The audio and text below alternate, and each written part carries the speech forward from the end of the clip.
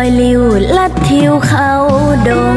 เสียงจากวัดศรีอุดมวงศ์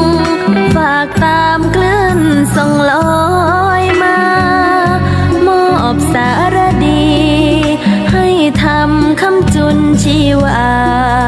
ทูลชาติเธอศาสนาสถาบันมิ่งขวัญชาวไทยด้วยใจมุ่งมั่นร่วมกันเธอทูลสรรสร้างในทางสายบุญเป็นสิ่งคำจุนพาไปพระครูอุดมร่วมสร้างสังคมด้วยใจนำธรรมะมาให้เหมือนส่งยาใจมอบมาวัดศรีอุดมวงศ์เปรียบปานบ้านเมตตาธรรมมีกิจกรรมหวังให้หลักธรรมนำพาปลอบใจใคร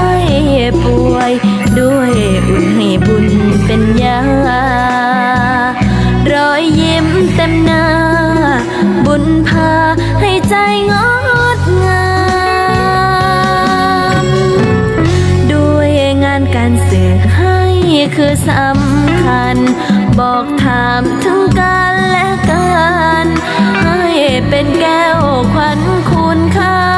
ำเทิดประเพณีบูชาทั้งวัฒนธรรมให้สิ่งดีงามด้วยธรรมนำคนสุขใจ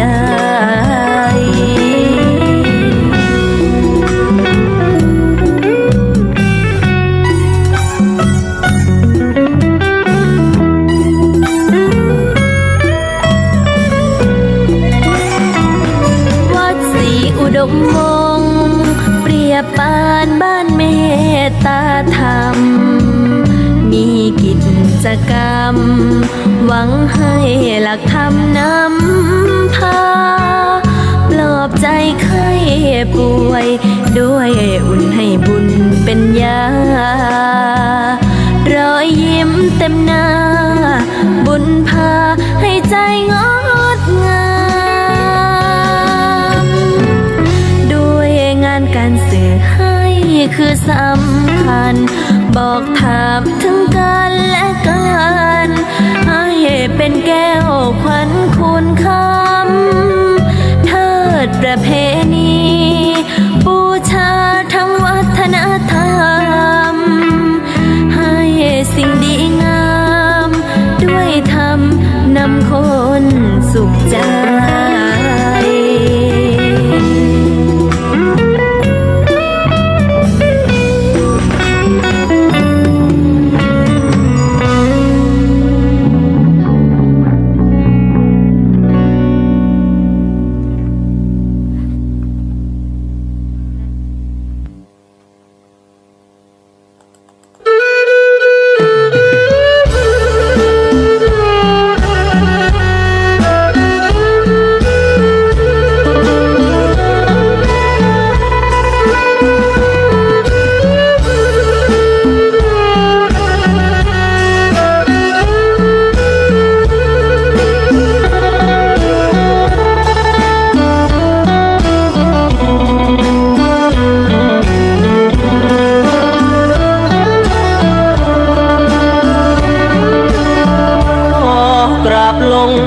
สกา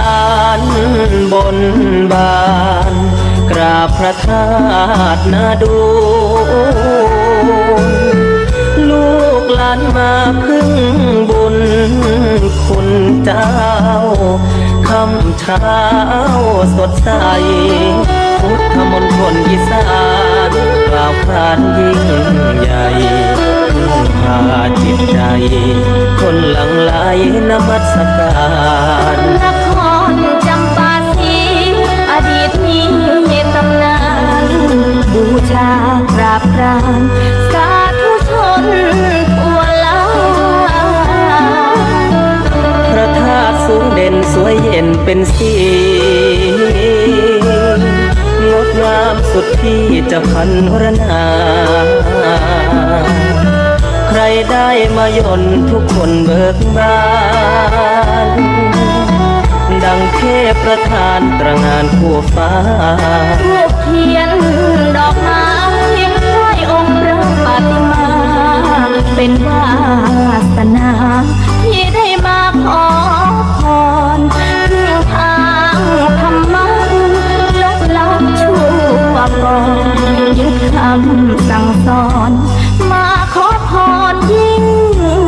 ใหญ่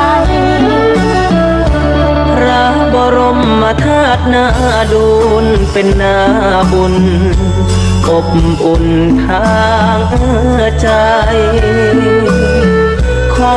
บูชาพระรัตนตรัยกราบไหว้ให้อยู่ดีกินดีเจริญรุ่งเรืองให้ประเทืองน้องพี่พบเจอแต่สิ่งดีๆมั่งมีสมใจร่างกายเข้มแข็งเรี่ยวแรงยิ่งใหญ่ขอพรจากใจสุขสบายไม่วุ่น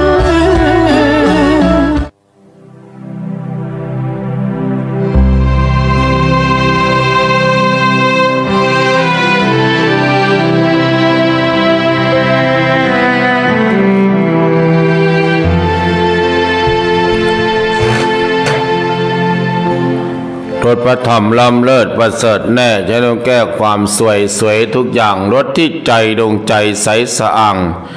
อย่าเลิกล้างห่างวัดหัดฟังธรรมขอนอบน้อมต่อพระรัตนตรัยกับคารวะพระมหาธีรานุธีระทุกรูปทุกวัดด้วยความเคารพอย่างสูงยิ่งขอความสุขความเจริญจงบังเกิดขึ้นมีแต่เราญาติโยมสาธุชนคนดีทั้งหลายด้วยกันทุกท่านทุกคนณโอกาสนี้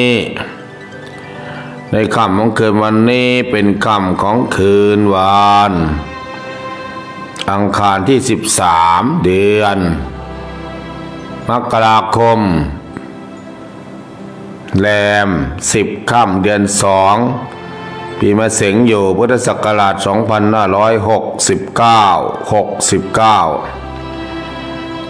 ปี 2025 ได้เวียนมาบรรจบครบรอบอีกวาระหนึ่งซึ่งในวันนี้ในเวลา3 ทุ่มกับ 19 นาทีด้วยกันกับรายการคลินิกพุทธธรรมนำสุขคลินิกพุทธธรรมนำสุข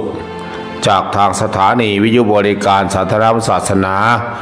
และวัฒนธรรมคลื่นความถี่ FM 101.75 เมกะเฮิรตซ์จังหวัดเลยลิงก์สัญญาณผ่านอินเทอร์เน็ตเว็บไซต์ไปทางเสียงธรรมจากถ้ำผาหม้อ FM 96.50 เมกะเฮิรตซ์วัดป่าจริยธรรมถ้ำผาหม้อนู้น3 ทุ่มครึ่งกว่าเพื่อจะได้ลิงก์ติดตามรับฟังทางแอปพลิเคชันระบบ Android ระบบ Play Store สถานีวิทยุพุทธศาสนาทั่วไทยระบบ Android Play Store ฟังดังไกลไปทั่วโลกในช่วงจัดรายการสดๆก็เปิดติดตามรับฟังทาง Facebook Live วัดศรีระวงศ์ Official Fanpage Facebook Live วัดศรีระวงศ์ Official Fanpage แล้วก็ช่องสีน้ำเงินเนาะ Facebook Live วัดศรีระวงศ์ Official Fanpage ช่องสีแดงก็คือ Facebook Live Facebook YouTube ช่อง YouTube ช่อง YouTube พิมพ์ว่าคลินิกพุทธธรรมโดยพระครูดมวรานวัฒน์คลินิกพุทธธรรมโดยพระครูดมวรานุวัฒน์พิมพ์เข้าไปกดไลค์กดแชร์ญาติโยมช่วยกันกดไลค์กดแชร์เพิ่มยอดคนฟังขึ้นยอดคนดูเพิ่งมีแค่200 คนหนึ่งอนุโมทนาออกอากาศจากอาคารมูลนิธิพุทธธรรมนำชีวิตวัดศรีนวงศ์บ้านนินาตำบลศรีสงครามอำเภอวังสะพุงจังหวัดเลยหมายเลขโทรศัพท์ก็093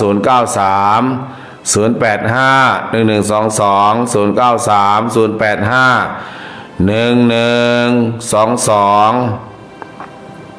หน้าใหม่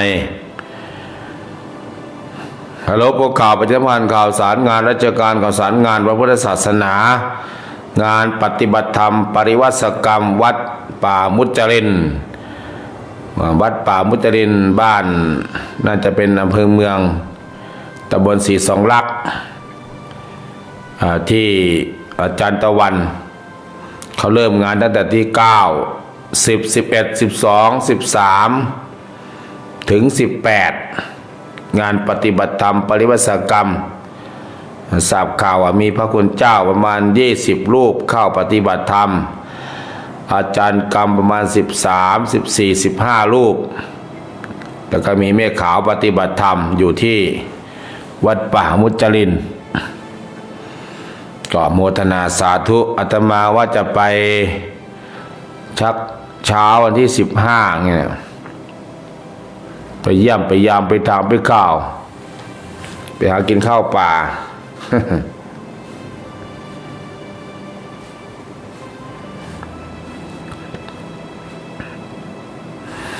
แล้วก็งานปฏิบัติธรรมสัญจรมหกรรมไปเลยงานเหมือนงานมหกรรมดนตรีเขาก็เป็นของเขาโลกอันนี้งานมหกรรมฟังเทศรวมปฏิบัติธรรมสัญจรพระธาตุนาดูลวันที่17-18 มกราคม17-18 มกราคมญาติโยมที่พระธาตุนาดูลออกเดินทางตั้งแต่17เช้าอาตมาก็ต้องไปจัดแจงงานข้างหน้าก่อนญาติโยมก็ตามไปทีหลังก็ได้อยู่ก็ออก2 โมง6 โมง 7 โมงประมาณนี้ก็ทันท่วงทีอาตมาต้องไปจัดการกองอำนวยการจัดการระบบถ่ายทอดระบบเสียงที่นั่งต่างๆเพราะว่าเราต้องมีค่าใช้จ่ายสูงปีนี้ถือว่าสูงกว่า200,000 บาทที่ต้องจ่ายค่าจอ LED 3 จอค่าเครื่องเสียงก็ต้อง 20,000 บาทแหละค่าเครื่องเสียงค่า OB ถวายสถานที่ถวายกันเทศค่าน้ำเข้าแล้วก็ลงทุนลงทานต้องดูแลน้ำดื่มน้ำใช้ก็ใช้กองนี่แหละที่ต้องไปแสวงหาแล้วก็รถทุกคันจากบ้านเราก็ต้องทุกน้ำไปญาติโยมของเราก็ต้องเตรียมอะไร1ญาติโยมต้องเตรียมเสื่อได้โยมได้อย่าไปหาซื้อเสื่อข้างนอกเลยนะมันแพงนะเสื่อพับเอาไปจากบ้านเราอากาศเย็นๆก็มีถุงเท้าถุงมืออาจจะมีหมวกผ้าห่มที่มันอุ่นๆแต่ก็ไม่ร้อนหรอกเพราะว่าวันที่17วันนั้นก็32 องศาเซลเซียสกลางวันนะความร้อน32กลางคืนก็เหลืออยู่ประมาณสัก15แต่พื้นมันเป็นพื้นปูนก็น่าจะขึ้นมาประมาณสัก17-18 องศาก็น่าอากาศจะพอดีณตอนนี้เนี่ยณตอนนี้ที่บ้านเราก็อยู่ประมาณอุณหภูมิเนี่ยอุณหภูมิ19 องศาก็ถือว่าสบายเหมือนคนที่มีแอร์เปิดแอร์เนี่ย19 องศาไม่ต้องเปิดพัดลมวันนี้หนาวสุดก็คือ14 องศาพรุ่งนี้ก็ความร้อน29 องศาแล้วก็เพิ่มขึ้นเรื่อยๆเพราะนั้นก็ถือว่าเป็นสิ่งที่เตรียมเนื้อเตรียมตัวหยุกยารักษาโรคของใช้ส่วนตัวเตรียมไปก็ถือว่าปีนี้ใครไปได้ก็ไปโยมก็มีหลายคนที่ไปไม่ได้เห็นไหมตั้งใจไปอย่างที่โจ๊ะนายวิสิทธิ์หรือพ่อวิสิทธิ์แก้วนาคูลเนี่ยหรือว่าบ่าวสัมภปิเนี่ยเคยมาช่วยงานวัดอยู่หลายปีกายปีนู้นก็ไปเป็นโฆษกให้ปีนี้แล้วก็ไปไม่ได้ร่างอะไรวิญญาณได้เผาไปแล้วพระญาติโยมอย่าประมาทพระพุทธเจ้าบอกว่าอัปปมาโทมัจจโนปทังความประมาทเป็นหนทางแห่งความตายดังนั้นการดูการเจ็บการป่วยการไข้ ดูก็ต้องรักษาให้มันสุดไม่ใช่ว่ารักษาไม่ต่อเนื่องมันก็ไม่หาย อย่างมะเร็งก็ดี อย่างเบาหวานก็ต้องกินยาทุกวันเช้าเย็นไม่ใช่ว่ากินบ้างไม่กินบ้างมันก็โรคมันก็ไม่หายหรอกโรคที่เกิดขึ้นมาไม่มีหายว่าโรคเรียกว่าสังขารร่างกายเป็นรังแห่งโรคพระพุทธเจ้าบอกคนที่มีโรคมากเพราะมีกรรมเยอะเบียดเบียนคนหรือสัตว์คนที่ไม่มีโรคเลยเพราะว่าเกิดมาไม่เคยเบียดเบียนคนหรือสัตว์เกิดมาจึงไม่มีโรคคนที่เกิดมาอายุสั้นด้วยอุบัติเหตุเพศภัยเพราะว่าชาติก่อนโน้นเคยไปฆ่าสัตว์เบียดเบียนสัตว์ประทุษร้ายสัตว์เกิดมาชาตินี้จึงอายุสั้นแล้วก็เราพระพุทธเจ้าบอกว่าเขตอภัยทานอย่าไปเผาป่าอย่าไปเผามดเผาแมงอย่าไปฆ่าสัตว์เราเมื่อรู้จักศีลจักธรรมแล้วทานศีลภาวนาแล้วศีลสมาธิปัญญาแล้วเราก็ลดละเลิกซะสาปปาปัสสะกะละนังเนี่ยนะการไม่ทำบาปทั้งปวงกุศลสูปสัมปทาการทำกุศลให้ถึงพร้อมสัจิตะปริโยทัปนังการชำระจิตของตนให้ขาวรอบเห็นไหมเหมือนกันซักเสื้อซักผ้านะใส่แฟบให้เสื้อผ้ามันขาวเมื่อวันที่17เราไปสร้างบารมี30ทัศวันเดียวก็ได้30ทัศเนี่ยทานบารมีศีลบารมีเนี่ยคัมมะบารมีปัญญาบารมีที่ฟังตาม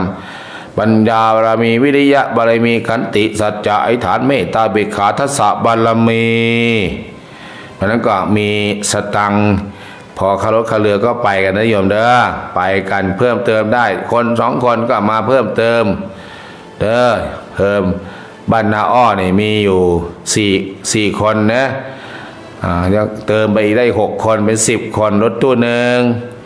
ก็พร้อมที่จะออกคารถคาเรือไปของเราก็500 บาทของเขาทำไมวัดอารามบางคน250 300โอ้ยมันอยู่ไกลมันอยู่กาฬสินธุ์มหาสารคามปวดเดียวก็ถึงแล้วของเรานี่ขาไปอย่างเดียวก็305 โลกลับอีก305 โลเป็น600 กิโล610 โลยายเรามีเงิน500ลองไปคนเดียวเนี่ยจ้างก็ไปไม่ได้หรอกไปแล้วกลับไม่ได้โยมอนุโมทนากับญาติโยมที่ร่วมทำบุญเนาะเสริมเติมมาเรื่อยๆพระครูโดมวรานุวัตรเนี่ยว่าเติมศีลเติมธรรมเติมบุญค่าใช้จ่ายค่าเดินทางค่าน้ำมูกน้ำมันค่าห่มผ้าค่าถ่ายทอดค่าโอบีค่าเครื่องเสียงน้ำดื่มน้ำปานะถวายการเทศอยู่ตรงนี้แหละพระครูโดมวรานุวัตร 1,000 บาทแม่บุญศรีทวีลา500 บาทแม่ใบสิงสา500 บาทแม่อธิษฐานจากกทม500 บาทแม่บอมมณีแก้ว300 บาทแม่ต่อตุน300 บาทแม่อ้อยแอม300 บาทแม่สมจิตมนสน300 บาทแม่สมหญิงมีชื่อ300 บาทแม่สมหมายชัยยา300 บาทนสรุ่งฤดี200 บาทแม่โอ200 บาทแม่แตงอ่อน200 บาทแม่ไม้200 บาทแม่บัวจับผลสมบัติ200 บาทแม่ทองสุนบริวัน200 บาทแม่นางหนองเจ้า200 บาทแม่ทองศรีเพ็งธรรม200 บาทแม่แก้ววังน้ำเย็น200 บาทแม่ชีพัดจิ้งเจริญ200 บาทโมทนาสาธุการแม่ชีเบญจวรรณศรีคนเมือง200 บาทแม่นีกล้วยแขก200 บาทพระโยมอาจารย์บุญวัฒน์บุญทวงศ์ใครไปเขียนวัดป่าจะทำบุญวัฒน์บุญทวงศ์ 1,000 บาท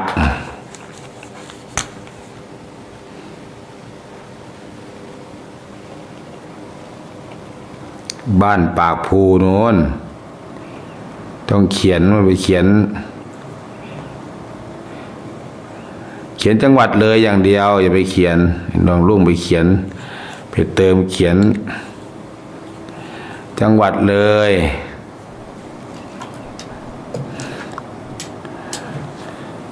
ยายแม่วงมนทา200 บาทยายแพงอารมณ์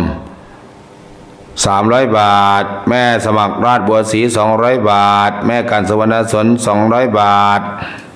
เห็นป่ะถึงเขียนว่าจังหวัดเลยเนี่ยปึ๊บ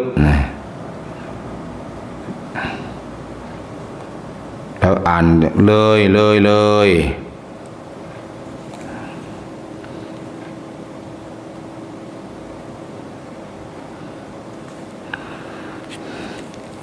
แม่หมอหนุ่ยฟังเลย200 บาทแม่รักบ้านร่ม200 บาทยายเนียงอาจภาษา200 บาทนางขันวิทักษ์สิงคาร300 บาทแม่ภาวนาบุญเชิญ300 บาทพระไกรสอนสุมโน500 บาทพระมังกรปัญญาวชิโร300 บาทพระวิชัยอนารโย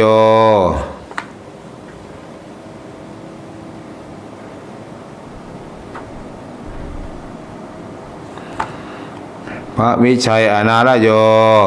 300 บาทพระอาทิตย์ธรรมมทีโป300 บาทหลวงตาจอมวัดป่าอุณายอิเลิศ300 บาทแม่คำแพงศรีลาชัย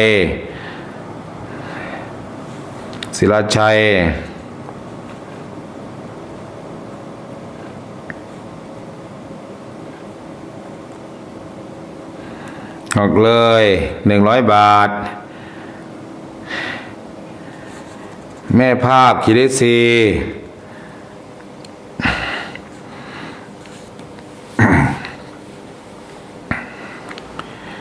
100 บาทแม่เจี๊ยบศรีสวัสดิ์100 บาท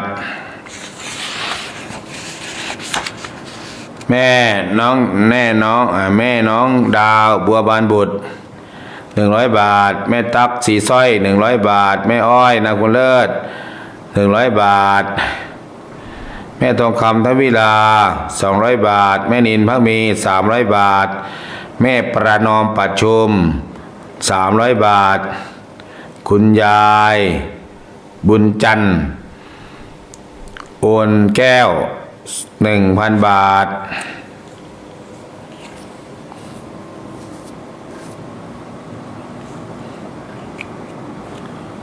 จังหวัดเลยด้วยกัน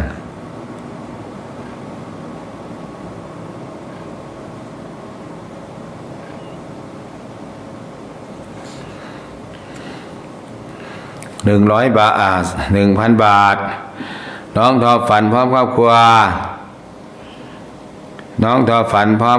รัว200 บาทแม่ชั้นชำนาญเพชร100 บาทแม่ยุพาเพ็งศรีเมืองเลย100 บาทแม่เสานามนตรีเมืองเลย100 บาทแม่วาสนาปัญญาดีเมืองเลย300 บาทแม่เพชรพักดี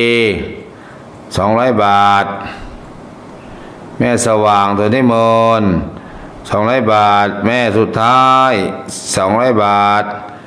แม่สงวนเกียรติศรีอ่อน300 บาทแม่เจนเมืองเลยน่าจะเป็นนาอ้อเนาะเจนนาอ้อโอ้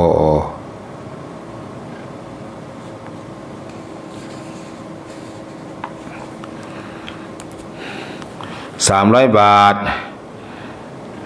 อาจารย์น้อย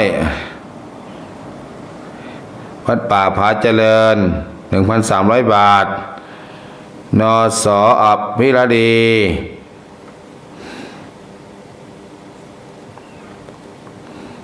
สมพร200 บาทนสบัวลอยสมพร100 บาท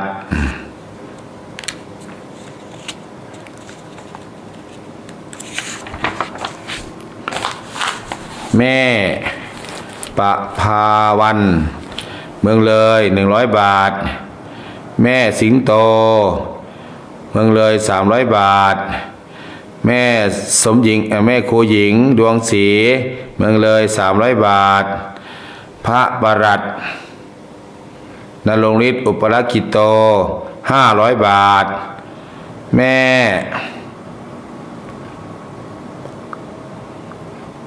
่เดือนบ่บุญเกต200 บาท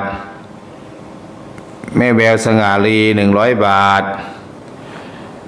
แม่สวยอันทจันทร์300 บาท แม่สมศรีแม่สมศรีจันทิรา200 บาท แม่แม่จันพรหมมหาราช160 บาท ยายน้อยฟ้าใส300 บาท แม่เจจอยเจพิมพ์มักขัน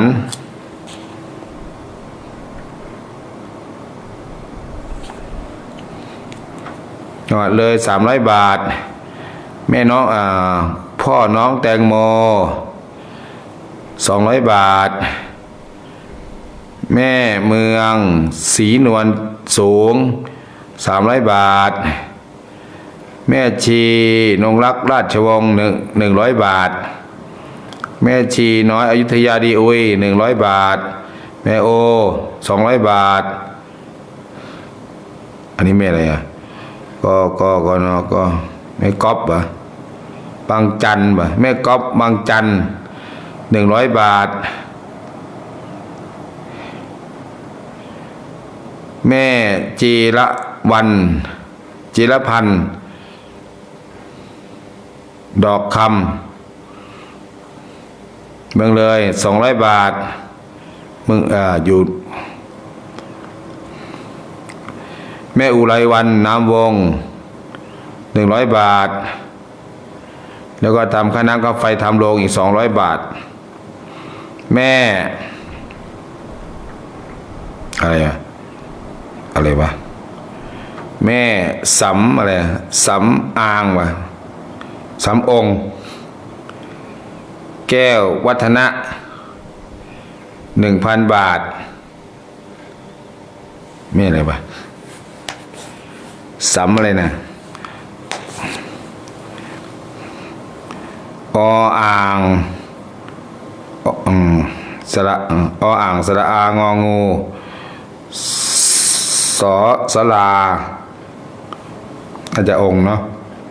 แก้ววัฒนะ 1,000 บาทมึงเลย80 คนคนที่81อะไรอะแม่สวัยบุญสารจังหวัดเลยแม่สวัยปากปวนเนี่ยแม่สวัยปากปวน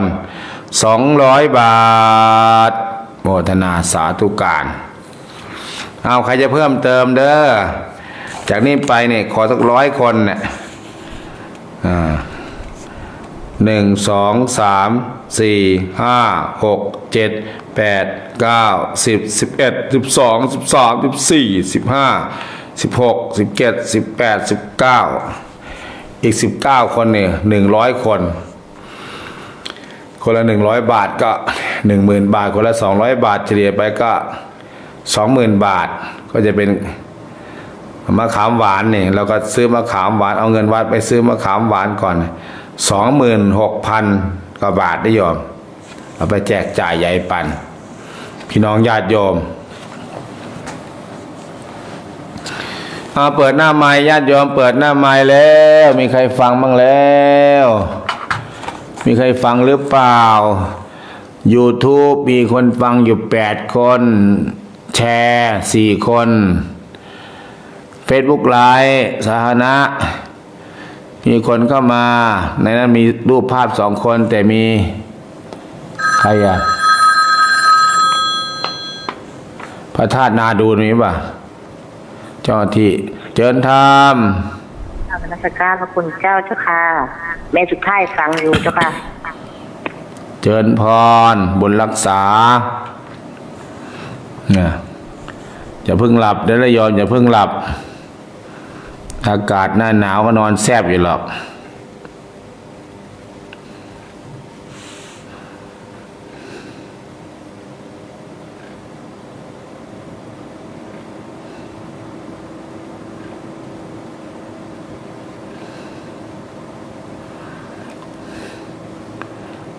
ลุงปิ่นมีแม่สำเนาเทวสัตว์แม่สมหญิงมีชื่อแม่น้องนางนางนกเจ้าเอาเข้ามาเด้อโยมแม่หมอแม่บุญศรีทวีลาแม่หมอแอมโมทนาสาธุการ FC แฟนคลับเชิญทำ การนมัสการพระครูเจ้าค่ะฟังอยู่เจ้าค่ะมันนี่บ่ค่อยหนาวหรอกพระครูพ่ออยู่เนาะ พ่อโยเจ้าค่ะกราบนมัสการนะเจ้าค่ะ เดินพร อัดนาดู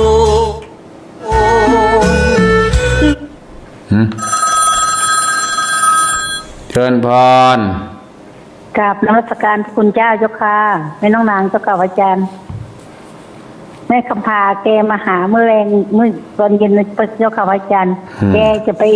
ขึ้นรถที่วัดหรอกเจ้าค่ะอาจารย์ แม่คำพาเนาะ เจ้าค่ะไปหาหมูหน้าเจ้าค่ะไม่ใช่คำคนเดียวแกปวดจะฟังทุกวันแหละอาจารย์ฟังโยมพูดกับอาจารย์อยู่แกเลยมาหาโยมแม่คำพาเจ้าค่ะคต้นห้วยใส่คำแกขายของลงทางบุญสไลวัดจันทรังสีนั่นแหละอาจารย์ขายนั่นแหละคนเดียวแกจะเอารถมาม อเตอร์ไซค์มาไว้วัดเจ้าค่ะอาจารย์ให้พระอาจารย์หารถให้ขึ้นรถใครก็ได้มีเหมือนเอาโอเคโมทนาสาธุรับทราบ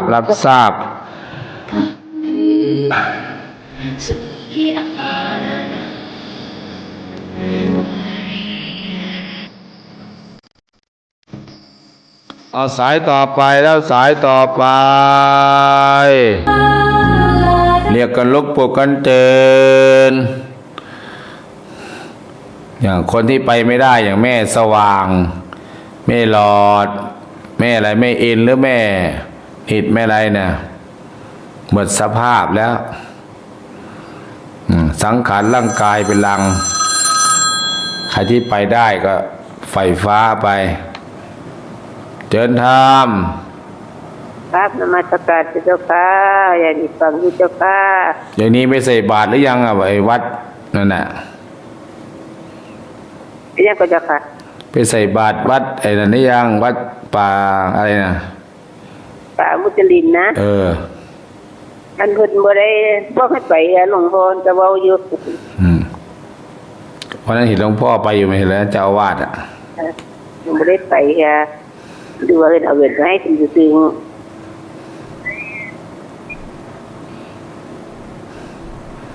อโมทนาบุญรักษาเทวดาคุ้มครอง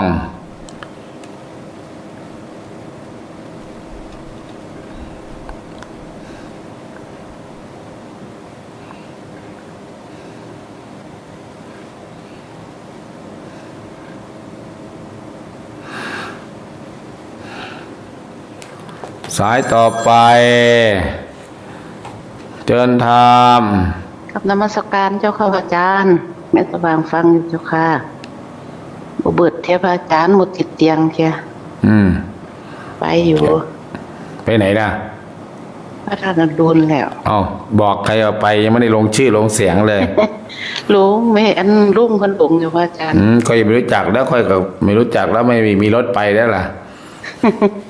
อันนั้นใจสนรถชุมทันใหม่ๆเจ้าค่ะจองแต่มือ8 ค่ำก่อนนะคะพวกเมื่อวันศิลป์มีรายชื่อต้องพวกนี้ต้องคัดรายชื่อมีใครบ้างไปโมทนาสาธุเชิญธรรมการนมัสการเจ้าค่ะจากเมตโตตุนาวัวเจ้าค่ะเมตโตตุนาวัวแม่หมอแอมไปกับโยมบ่เจ้าค่ะแม่หมอM3ที่นั่ง4ก็แม่เสถียรก็ได้10 คนเจ้าค่ะพระอาจารย์แสดงว่าบ้านเมตโตนี่มี6 คนบ้านเมตโตก็ทางนู้นทางนี้แม่แมวแม่อะไรอย่างเงี้ยเจ้าค่ะไปมันรวมกันเจ้าค่ะพระอาจารย์จองมะขามหวาน200เจ้าค่ะ ามหวาน เดี๋ยวจองกับแม่นางยมรุ่งก็แล้วกันเด้อเขาเขียนไว้เป็นเล่มไหนไม่รู้อาตมาเมื่ออื่นเนาะ เจ้าค่ะ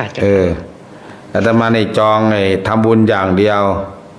เป็นเมืองเลยที่อ่านไปเนี่ย กราบนมัสการเจ้าค่ะ มีตอตุนหนึ่งตอนนี้รถนี่แม่สิงโต ฟ้าเมืองไทย เอา ฟัง อะไรมาจากไหนวะ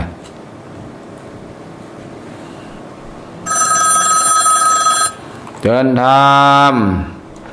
กราบนมัสการพระคุณเจ้าเจ้าดีญาติธรรมทุกบ้านทุกอำเภอทุกจังหวัดเจ้าพี่วันน้ำหอยเจ้าค่ะมีอย่างว่าลาบเด็ดเจ้าค่ะพระเจ้า แม่บัวฮะ กะน้อยโอนอันปัจจัยคือแมนอุไรวันไปแล้วเด้อเจ้าค่ะที่พาหลวงจบกับพาน้ำกาไฟเจ้าค่ะบางช่วงบ่ายโมงเจ้าค่ะ เห็นบ่เจ้าค่ะ ยังไม่ได้ดู1 2 0 3 0วันเบอร์ยอมอ่ะ เจ้าค่ะ เบอร์ยอม ทราบอยู่มา082 12 03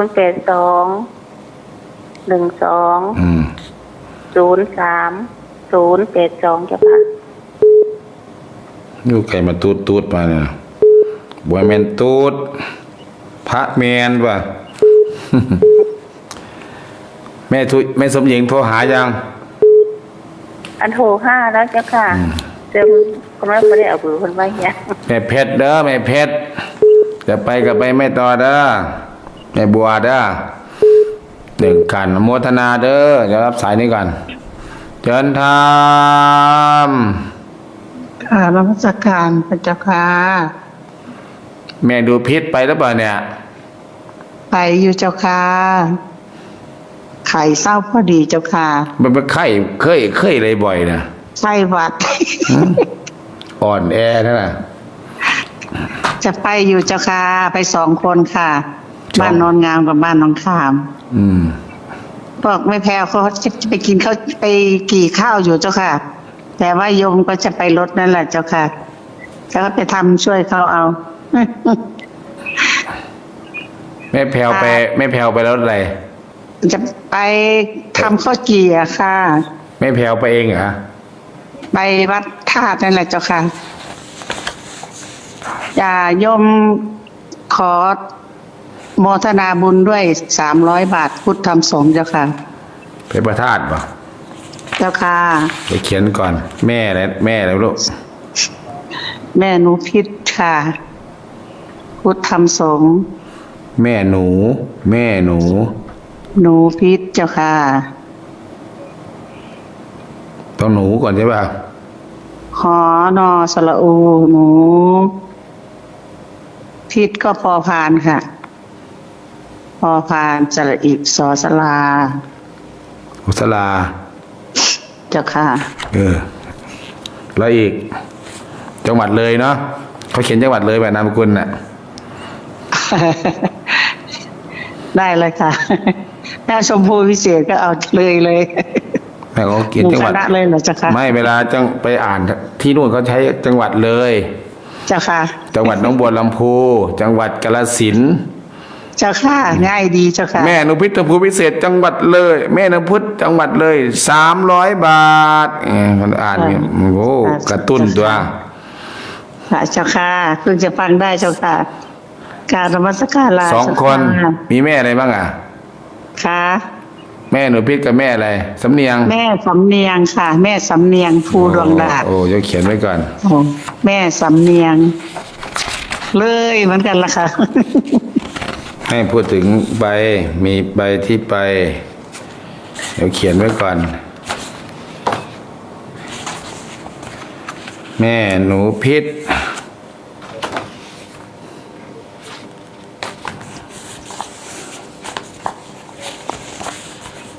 แม่อันนี้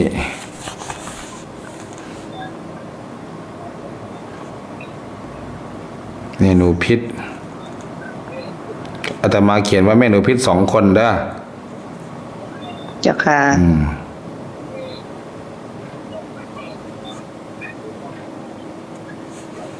พิ่งฟังได้ค่ะวิทยุ3 เครื่องก็เสียหมด ไม่รู้เป็นไรเนาะ เอาตั้งไว้หัวเตียง หลานก็ 2 มาเล่น คนเอาคน2 คนอนุโมทนา ทุกจักค่ะการนมัสการลาค่ะ มาขึ้นรถแต่เช้าเลยเด้อ ช่วง เจริญพร กับนมัสการเจ้าค่ะไอ้ไม้ฟังอยู่โอ้ยดีใจพี่หนูพิษน้องเอิ้นหาอยู่มื้อนี้ยังมิดใจร้อยว่าซั่น ป่วยไข้ไม่สบาย เจ้าค่ะไอ้ไม้เอิ้นหาอยู่มื้อนี้พระอาจารย์อ๋ออันแม่แพ้วไปก็ไปอันหยังแม่ครูโพโนนะเพิ่นสิไปเฮ็ดอันข้าวกี้เด้อพระอาจารย์ เพราะเพิ่นไปเองบ่ตั้งหากบ่ แม่นว่าเจ้าค่ะ เพราะว่าเพิ่นสิไปเฮ็ดข้าวกี้เพิ่นเว้าอยู่มื้อนี้โทรเข้าน้องลุงอยู่แม่ไอ้ไม้แม่แตงอ่อนฝากกันหาพี่หนูพิษนี่เด้อว่าให้ เคยเลยว่า คณะ แม่แพรวแม่อะไรว่ามันได้ แม่ แม่สวย แม่ไอทิวนี่บ้านนั้นฟังก่อนเด้อย่าเพิ่งแซงแม่ไอทิวบ้านห้วยไผ่7 คน เลยจะถามหาแถวบ้านนี่มีสัก2 คน 3 คนไม่ไปใส่เติมกับแม่น เจ้าค่ะ แม่สวยอันทจันทร์น่ะ เจ้าค่ะ ห้วยไผ่ใน7 คน เจ้าค่ะ ก็ได้เป็น10อนุโมทนา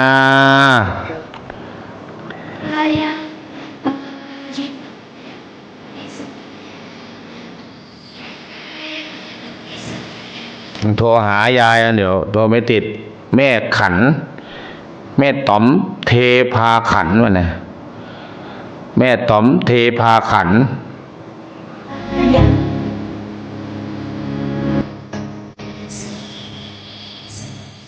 ว่าไป6 คนจะไปยังไงหรือไปเอง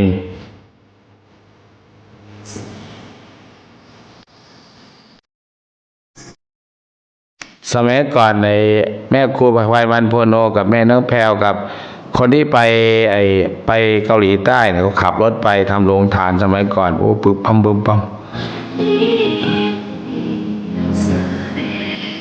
สงคราม9 ทัพทัพเลยทัพธรรมะเนี่ยกาญจนบุรี1 ทัพสุพรรณบุรี1 ทัพวัดศรีละวงศ์1 ทัพวัดป่ายยธรรม1 ทัพวัดเทพนิมิตรอาจารย์พระครูนิมิตร1 ทัพ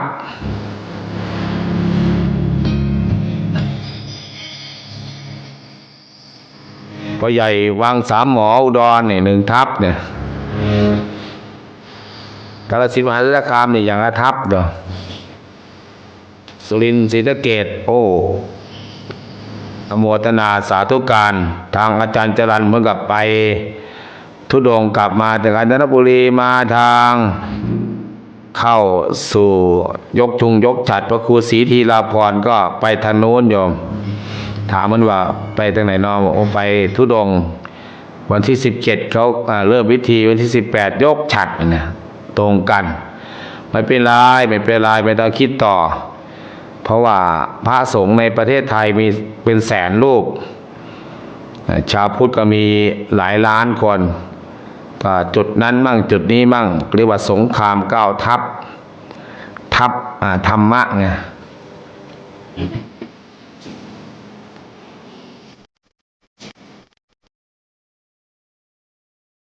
ธรรมะคุ้มของโลกครูบาอาจารย์ก็นักเทศน์ก็เยอะเจริญธรรม กราบนมัสการพระครูเจ้าค่ะก็ขอสวัสดีญาติธรรมทุกเส้นทุกสายทุกอำเภอทุกจังหวัดทั่วโลกแก่งคนการรับฟังคือเก่าเจ้าค่ะเสียงดังฟังชัดเจนโทษเดชบุญเติมบุญพร้อมเจ้าค่ะโอ้ยฟังอยู่สุนัขกะเฮาเนาะเจ้าค่ะ สุนัขกัดตังสุมังคาลังสุปะพาตังเนี่ยว่ากันดิเด้ เจ้าค่ะอันมันยังหนทางนี่แหละเพิ่นเขาผ่าฟังอยู่เจ้าค่ะ มีบ้านราชมีแม่อะไรบ้างอ่ะไล่ไม่ฟังเลยเจใบ แม่ไข่แล้วก็แม่จันสุมาศ แม่เอี้ยงไม่ไป แม่ติ้งด้วยเจ้าค่ะ แม่ติ้ง แม่ติ้งแล้วก็อันหลานสาวอีกผู้หนึงคนที่เป็นน้าแม่ใบนะ แม่ติ้งก็จะไปแสวงหาน้ำปานะ ไอ้ติ้งอย่าลืมเอากาแฟไปกินด้วยเด้อกาแฟน่ะ เจ้าค่ะ เอาฮอนไปด้วย แม่เอี้ยงสงสัยแม่เพิ่นบ่สำบายเจ้าค่ะโยมก็เลยบ่ส่วนเจ้าค่ะ แม่เอี้ยงเอ้ยอธิษฐานให้สาธุให้แม่ข้าน้อยหายเด้อหลวงพ่อพระธาตุนาดูลถ้าสิ่งศักดิ์สิทธิ์มีกิ่งเพียงเลย ถึง ไป แม่ถึงผัวล่ะเนาะ ถึงแม่ทั้งผัวเอา แม่นอยู่ เอาไม่ไขไปหัวก็ได้เด้อ ท่านเจ้าค่ะแม่ไผแน่นอนอยู่แล้วล่ะเจ้า เอาไปหัวอาจารย์มหาสุริยาจามนะแล้วก็ญาติโยมบางคนก็หัวอ่อนก็เอาพัมเพื่อไปนำได้อล่ะไม่ต้องไปเปลี่ยนผ้าถุงบ่อย เจ้าค่ะอนุมัติการลาด โมทนาสาธุการ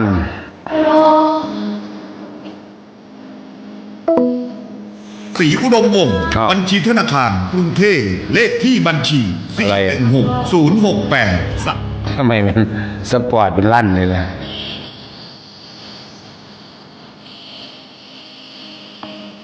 สีอุดมวงศ์เนี่ย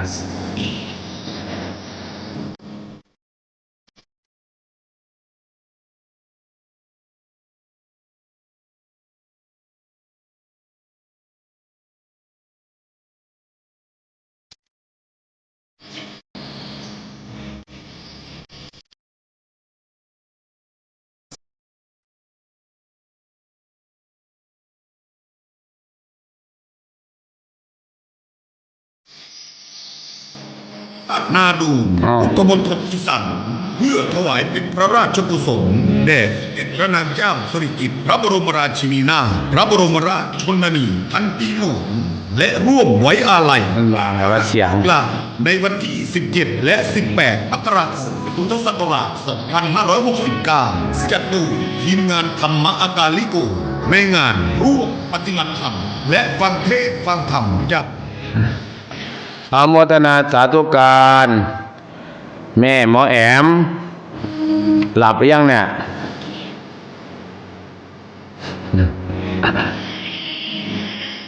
อนุโมทนาสาธุการเด้อใครไปได้ก็ไปในขณะยังไม่ได้ไปในช่วงเนี่ย2-3 วันก็เดินออกกำลังกาย เดินไปเดินมาเดินมาเดินไปเดินจงกรมรอไว้ห้องน้ำอาจจะอยู่ไกล50 เมตร60 เมตร70 เมตรโหลดรูปมาพระธาตุนาดูลแล้วอธิษฐานสาธุเด้อขอให้ข้าพเจ้าได้ไปกราบไปไหว้ขอบุญบารมีขอพรได้ไปประพฤติปฏิบัติไปเสริมธรรมเสริมปัญญาเสริมบารมี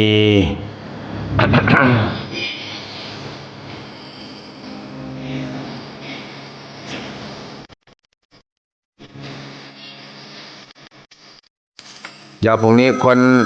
หารายชื่อเชิญ นมัสการเจ้าค่ะฟังอยู่บ่ได้นอนเฮียเจ้าค่ะ วันนี้นอนดูเนาะ นอนฟังเจ้าค่ะ นอนฟังเสียงเครื่องไฟ ค่ะนมัสการเจ้าค่ะ เดินพร สิ่งที่ควรเอาไปเด้อหนึ่งก็คือถ้าใครมีข้าวใหม่ๆก็เอาข้าวติดไปสักลิตร2 ลิตรไปนึ่งแล้วโยมเอาไปกองไว้แล้วก็เอาไปนึ่งมะละกอก็เอาไปพริกเขือเกลือปลาร้าก็เอาไปแล้วก็ใครตำส้มก็ตำไปเดินทาง กราบนมัสการพระครู่เจ้าค่ะจากแม่ติ๋มสักเจริญตั้งอยู่เจ้าค่ะ ให้ทีมทรัพย์เจริญ ขอพระคุณเด้อมากๆเด้อเจ้าค่ะที่ไปสักเจริญเจ้าค่ะ โอ้ดีบ่ล่ะ ดีอยู่เจ้าค่ะ โอ้ถึงว่าอาจารย์ให้แล้วเครียดอาจารย์ ค่ะกราบนมัสการเด้อเจ้าค่ะตั้งอยู่ แล้วได้ไปเขาว่าล่ะเขาไปทำลงทานกันไม่ได้ไปเนาะเฝ้าวัด ไม่ได้ไปหรอกเจ้าค่ะ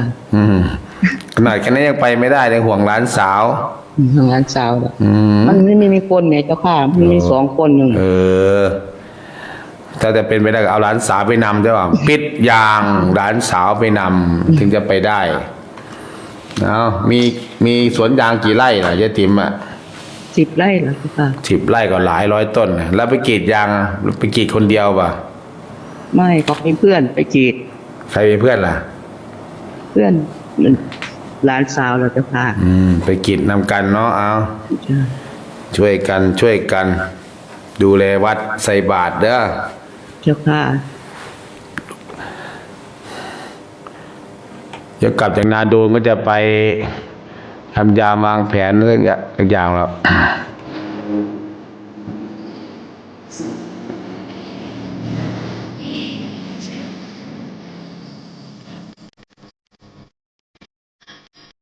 มะขามหวานเนี่ยเราจะซื้ออีกสักหน่อยมาใส่ถวายกันเทศพระสัก2 กิโลอย่างน้อยสัก20ซื้อสัก20 กิโลไปเสริม ให้ไม่ได้สัก15 ชุดถวายครูบาอาจารย์ที่เทศที่ไปร่วมที่หัวหน้าทีมนำพาญาติโยมไป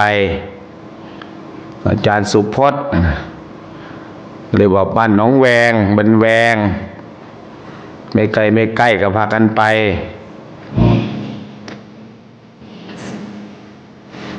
เสริมบารมีสร้างบารมี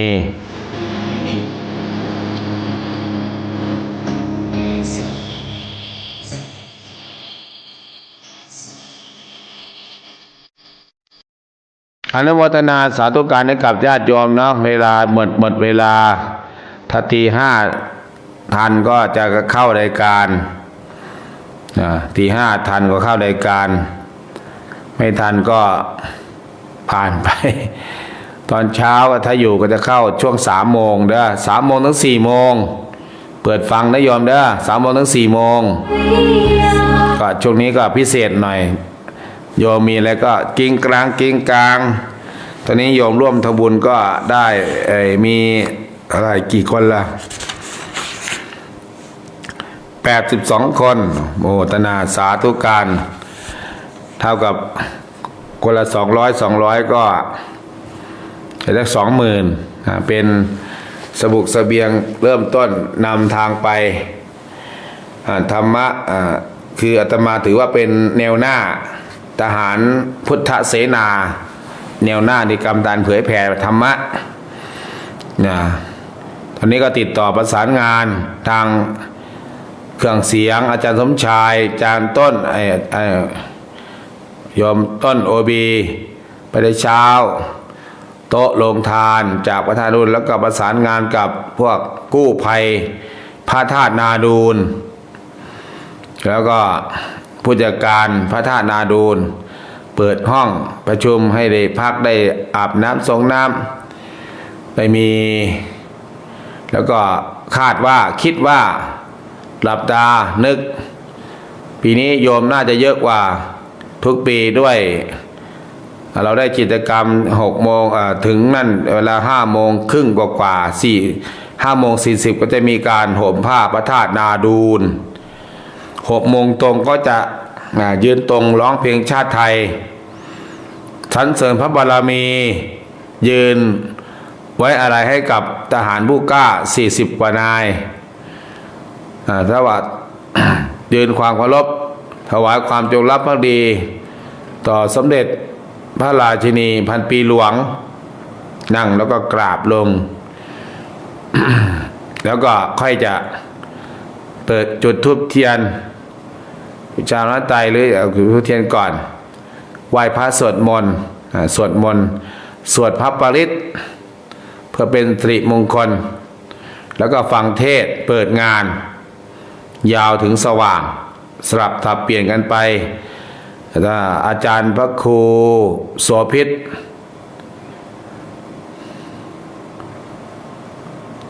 อาจารย์ที่อยู่ที่จัดรายการช่วงเที่ยงถึงบ่ายโมงเนี่ยพี่น้องกับพี่น้องเหมือนกับเสียงมันภาคหนังนะโยมว่าพี่น้องกับจากจังหวัดนั้นจังหวัดนี้อาจารย์พระครูโสภิตอะไรฉายาอะไรเดือนไปแล้ว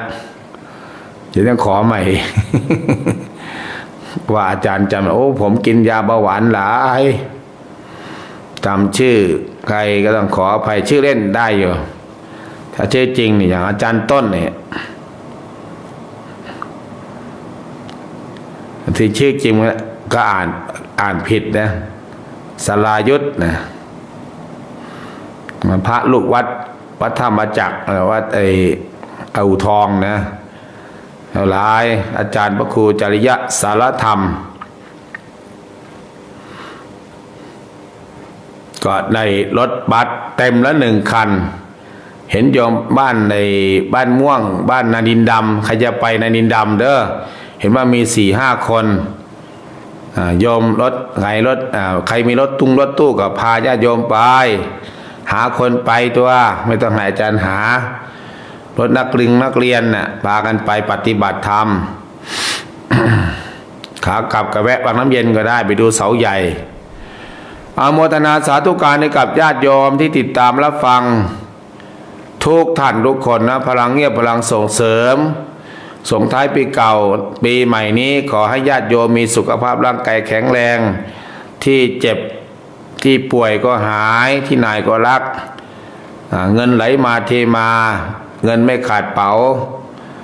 มีความสุขไร้โลคาทุกท่านทุกคนเทินเจริญธรรม